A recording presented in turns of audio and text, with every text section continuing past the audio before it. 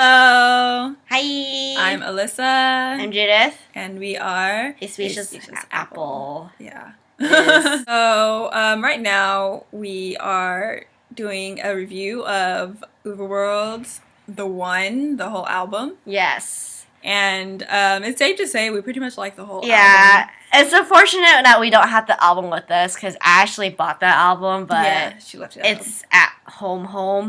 Oh, The One. It's a wonderful album by UVERworld. Yeah. So anybody who doesn't know UVERworld, they are a J-rock group. I guess I can say they're fairly popular amongst the anime crowd people because they did a lot of anime openings. They did back when Bleach came out. I think it was like the second or third opening when they did D-Techno Life. And then for Blood Plus, it was the third opening, Colors of the Heart. And then they had a bunch of songs for Gundam Double O. And then they had Out No Exorcist, Core Pride. That song is awesome. It was, yeah. Yeah, and then they had like a bunch of like other songs. So yeah. So anybody who knows anime might know UVERworld. Might have run into them at some point. Yeah. They do a large variety. So yeah. We both really like UVERworld. Oh, I love UVERworld. Like, UVERworld is so awesome. I love how their style has become, like, it's hard to explain. Okay, so the first song is The One, which is... It's an intro. It's an intro song, but it's still really nice. Yeah. It's really, really cool. I like it, actually. I think honestly The One is like the whole album in a nutshell. Yeah, pretty much. It's 42 seconds of another half an hour. No, that's the album's like, how long is it? Like, I don't know. Let's see. It's almost an hour, shouldn't it? Almost an hour. It's almost an hour. Yeah. Yeah. Almost an hour. So yeah, it's basically like maybe like the whole album in just like 42 seconds. Yeah. It's really nice. Yeah, I really like it. Okay, next song is Seventh Trigger. It was I believe it was a single, yes. Yeah, it was a single. It was a single. A while back. Yeah, it was a single. Which one? It was the one where they were in... It was the one with the lights, right? Was it that one? I don't think so. No. I think it was one of their simpler music videos. Seventh Trigger. Oh, yeah, it was actually. Yeah. It was actually, yeah. I just remember the whistles. Yeah. Not like the BAP whistle, but like when people are like whistling. Yeah. That's very distinct. Yeah, I think it really added to the feel of the song. Oh, yeah. Yeah. I like that one too. I like a lot of UVERworld music. They're just like wonderful. Yeah. And the nice thing about UVERworld is like they have a distinct sound. Yes. But each song is just different enough so that you know which one it is. Yeah, it's like they all have their own qualities. Yeah. But like even if you like Takia has that voice where you're like, okay, that's Takia. But even if it wasn't Takia singing, like if it was just like an instrumental part, like you know that it's UVERworld, but you also know which song it is. Yeah, most definitely. And then I like how like nowadays they're adding the sax back in. I remember like apparently when they first debuted they had a sax and another singer and like the other singer left and the saxophone player left. So that was kind of sad, but now they're adding back the sax. Now that they're, I guess you could say, popular. I don't know.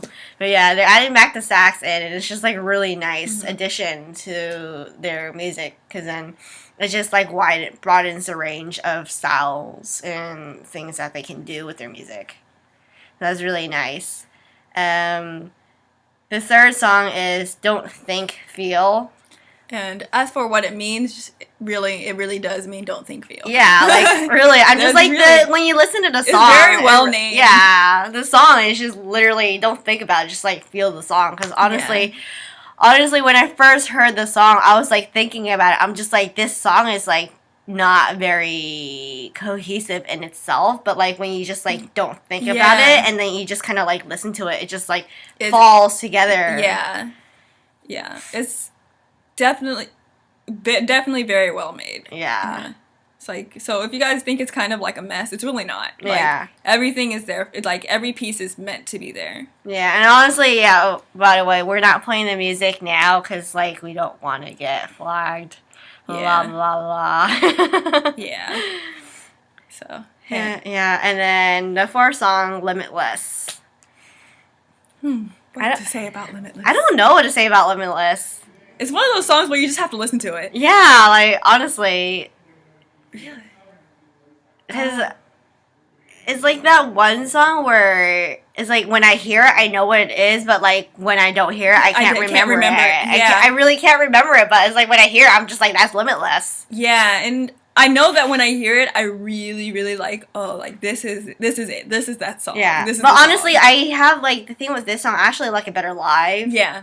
Than on the studio version, but honestly, that's, like, every single song from UVERworld. A lot of times, you bet, it's like, for a lot of groups and stuff, it's the live that makes it for me. Yeah. So, yeah, it's definitely the live that makes it for me most of the time.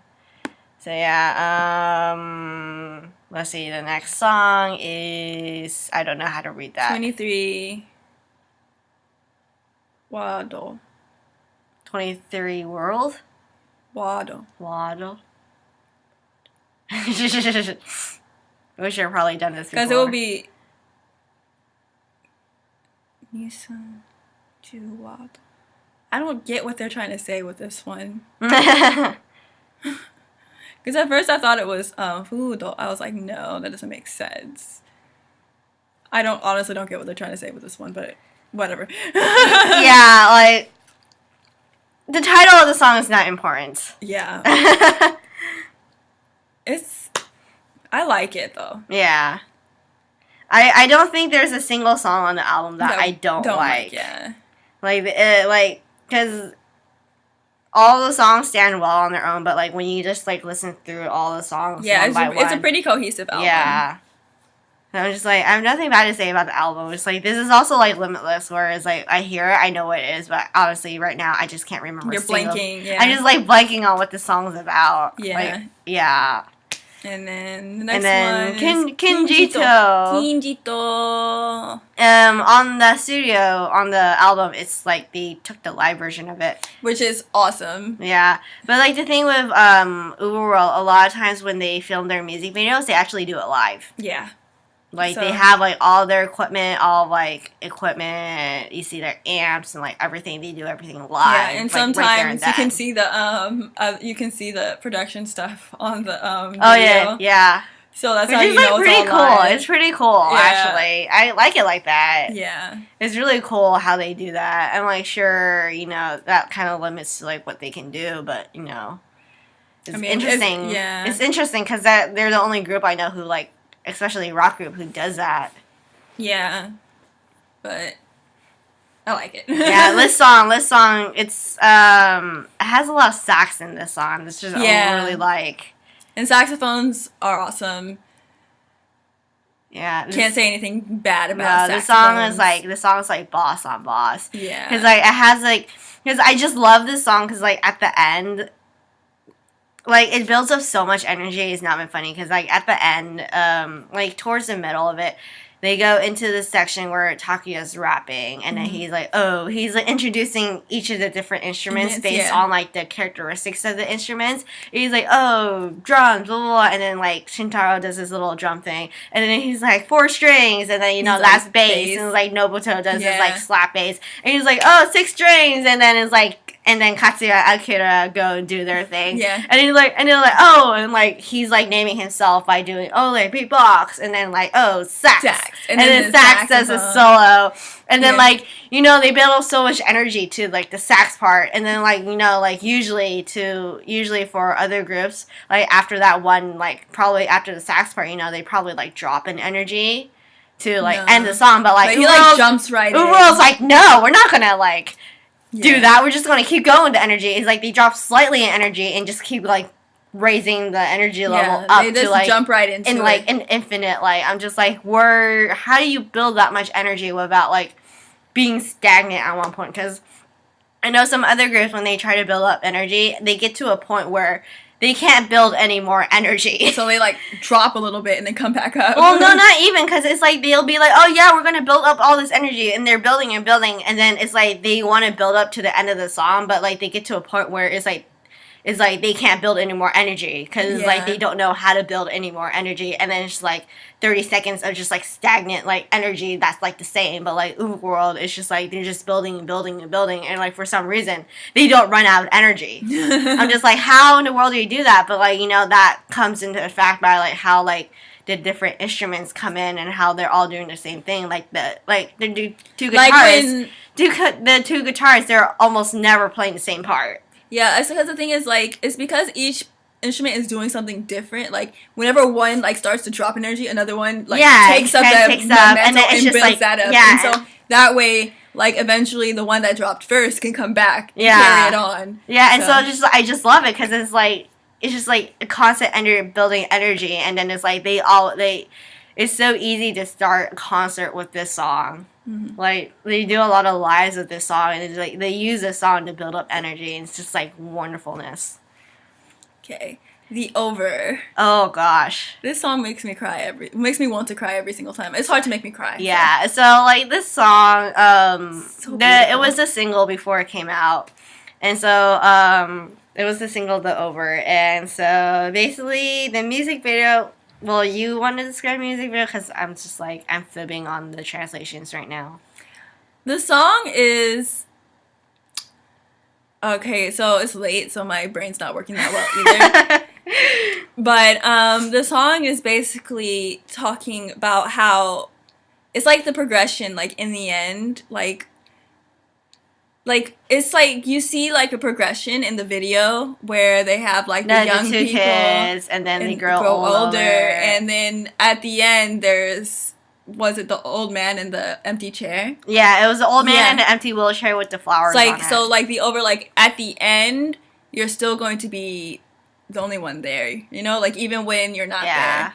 So it's a very beautiful song. And yeah, I'm just like, if you're gonna talk about lyrics being beautiful, this is one of those songs. Because honestly, when I saw the video, I was like, oh, that's such a nice video. But then when I read the lyrics and then I saw the video again, I really, really wanted to tear up. Because like this song is like, I don't know about this song. This song is just like, it just brings out emotions that you would never think. Yeah, it always makes you think of like relationships that you've had in the past, and they don't have to be like romantic. They could be like just friendships and everything, and like think of how they progressed and how they ended. Yeah. So it really can be applied to any situation. Yeah, and so it's just like this song just like brings up like those feelings, and then I'm just like, with honestly like UVERworld's one of those groups where it's just like the lyrics are just wonderful. UVERworld's really good at writing lyrics. Like Takuya, he's like brilliant at writing. I'm just like, how in the world do you think about these things to write? But yeah, okay. Next song is Koko Kara. Koko Kara means from here on out, from now on. Depends on how you want to translate it. Depends on the context. You know, Japanese. Yeah. This is actually my favorite song on the album. Like this, like I'll say Kinjito and Baby Born and Go, and they're just like really good songs. But honestly, this song is my favorite because I feel like it's very different from all the other songs on the album. It is also very different from what they've done before. Yeah, it is. Yeah, it's very different from what they've done before, but honestly, it works because it's like it definitely focuses on Takuya's vocals a lot more, but then, you know, how do I explain it? I don't know how to explain the song. I just like really like it. You guys have to hear it for yourself because I may look like I'm having constipation, but I'm not. I'm thinking. But yeah, I just something about the song makes me like it. Definitely focuses on his lyrics, but like focuses on the lyrics. I think it's the hopefulness of the song for me. It's not really the hopefulness. It's just like it's just how like the vocals blend so well because he does a lot of backtrack with this one actually to harmonize with himself. So then it's just like that. It's just him harmonizing with himself with the backtrack, and then like the instrumental is just like come in and accompany it, and it's just like wonderfulness. Like it kind of sort of reminds me of like a TVXQ like a cappella song. It's true. That's what it kind of reminds me of. Yeah.